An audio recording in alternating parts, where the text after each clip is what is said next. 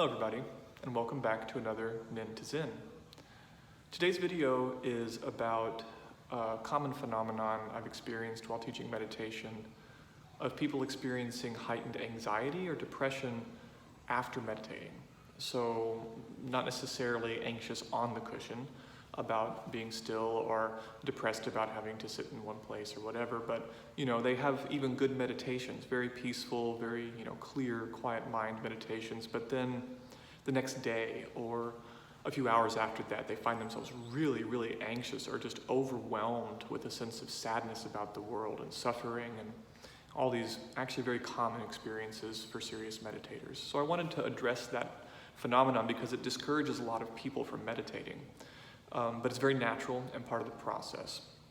So to understand this, I use what I call the house with a sewer leak metaphor. Essentially, our sense of self or the environment we operate in on the day-to-day, let's call that our house.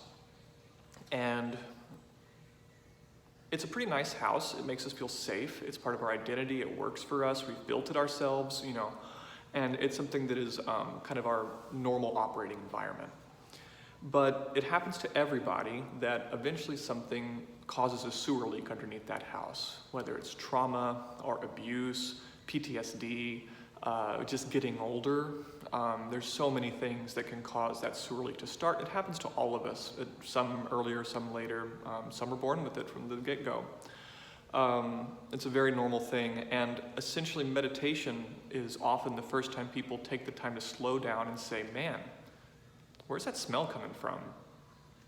Whether it's the stillness or lack of distraction or lack of consumption, we open up to become more sensitive to this smell. We've always kind of been curious what's going on somewhere in the house. And some people, when they get that first whiff, they actually recoil away from it and say, oh man, nobody's gonna come over to my house if it smells like this, so I'm gonna buy a bunch of nice incense, I'm gonna buy a bunch of nice food, a bunch of nice cars, nice windows, so that, whenever I hold my parties and have people over, they'll say, it might stink a little in here, but man, the food is nice.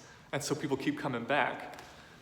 But real meditation tends to be the moment when we say, I'm tired of it smelling in this house. I don't want to cope with it. I don't want to cover it up. I want to figure out what's causing this sewage smell. And so every day we sit on the cushion, especially really good sessions, is when we're pulling up those floorboards of our very nice, very functional house. And so after a few days of that, people coming over and asking, why are you pulling up these floorboards? It looks like crap in here. And you start to eventually maybe whine, like, my house was so nice. Why am I pulling my house apart? And that can be a very challenging question. But eventually you start to realize, if you sit enough and realize that this is all part of the process, that the only real way forward is to find that smell and patch that leak up once and for all before you start putting new floorboards on. So it is very natural to have this anxiety and this depression that can come with deep practice.